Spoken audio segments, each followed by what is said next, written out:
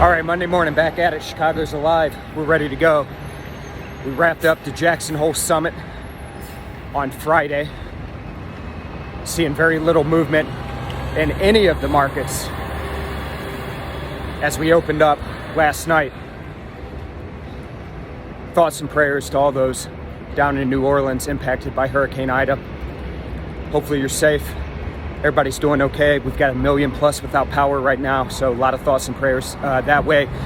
With that hurricane, seeing little reaction in the commodity market. Oil's flat, dollar relatively flat.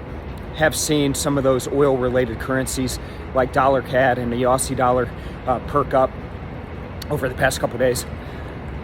Stock market flat. We've got a big jobs report coming out on Friday. August jobs report due out, non-farm payroll, unemployment rate.